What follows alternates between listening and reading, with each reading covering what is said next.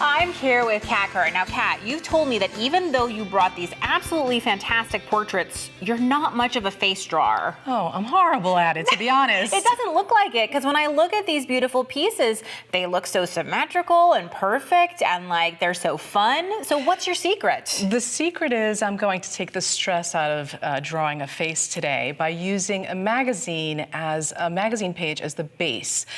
So I'm going to first use this matte translucent film, and I'm going to take a magazine page and I'm going to actually kind of like permanent tracing paper. Yeah. Instead of being really, really thin and rip apart, it's just heavier version. Exactly. Yeah. And it's really buttery smooth, so working with a colored pencil is ideal. And I don't have to stress about this, and I did stress, I'll be honest. I just don't like drawing the faces. I like doing everything else except this part right here. So this just makes it really easy. And it's almost like you're creating your own coloring book. Would that make sense? Yeah, absolutely. Yeah, definitely. And you can, have fun with it. You don't have to stress so much about it. So once I add the outline, then I'll take some additional colors and I'll do some shadowing. There are some really lovely colors that you can do the shadowing on. You can add some color to the eyes if you want to. And you can just keep going until you have the full face there. So you're just using your colored pencils until you're happy. Until I'm happy with it. And then I'll move on to add it to the fun part, really, because this is where the design really comes in. And so I'm going to use these India ink pens, and she was calling for some flowers, so that's exactly. Aren't we all calling for some flowers? I love flowers. So that's what I decided to go with. And instead of just drawing completely onto the face, I'm just going to take a little bit of color. The nice thing about these is that you can blend them out. It almost looks like paint then instead of a marker. Yeah, yeah. And you can use different colors. You can see this is what's going to be a little flower. It doesn't look like one right now, but I'm just doing one petal at a time. I love to do faces that aren't traditional, that aren't realistic, because I feel like one of the reasons to make art is to make a statement, is to have fun, is to, they always say, like, when you look at a piece of art, you should be looking at something that the artist is trying to tell you about the world. Oh, that's great. I love that. Right? I love that.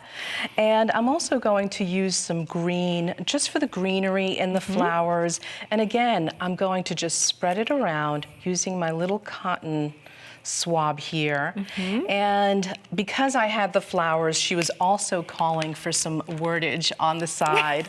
I love that she's a muse and she's talking to you and telling you what she wants, but I think that's the kind of thing that happens when you start making art, especially of people. They talk to you. And the great thing about these markers is that they do have a pointy, end on there, so it's really easy to write some, you can make it thick or thin. I was going to say brush script is so popular. I'm terrible at it, but it always looks like so much fun. And so you can just add whatever you want until you are completely happy with the design. Awesome. And so once you add all of your flowers on there, they're not really popping. And so I'm going to take a fine tip marker, and it's in black, and I'm just going to highlight all of these little petals. So this is an opportunity for you to take control of what is kind of blobby and really make it more purposeful and complete. That's it's almost like you could stamp on top of it, you can draw on top of it, but you're just adding those outlines. That's right. And it really just makes everything stand out. And I'm not just going to do the flowers, I'm also going to do the eyes, the whole entire thing. And it really makes everything pop. And I'll do the same thing. It's amazing. This happens to me all the time. It's like black and white, I find, are those two things that no matter what you do, really make things pop. Yes, absolutely. I always finish with black and white, definitely. Because I think it's because you're going to the extremes, right, of color, and so it's very dark or it's very light, and so it just grabs the eye. Yep. I see. So you're using different tip widths, actually. Yeah, and that's just whatever you want.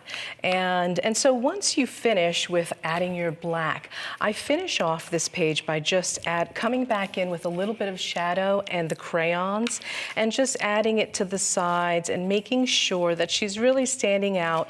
The one lesson that I've learned by doing all of this is that shadow is everything when it comes to the faces. So I do go back and finish with the shadows. But you can see on some of the samples that this one image that I got from the magazine, you're able to make, you know, so many. Wait a second, this is the same. This is the same. This is image. the same face. That's right. Wow, that's right. Yeah. That's so cool. So even if you just have a single image, you can actually make a ton of different faces. Now this would be fun. Wouldn't this be fun? Like you do it, like put it on a T-shirt. Oh, you could put it on your wall. You could do all sorts of stuff and really customize it, even as a gift to somebody. Make the hair like them. Make the whatever. As long as you just have that face structure underneath. Yes, it's sky's the limit. That's what I think. So. And I love that you can use so many different supplies: pens, markers. Do you know what I mean? Pencils, whatever it is that you want. I mean, whatever's on the desk, I'm using it. So if I have acrylic paint, whatever, I'll use it. And again, this film is so smooth that it just takes the medium beautifully. That's awesome. I love this idea. Thank you so much, Kat. Thank you.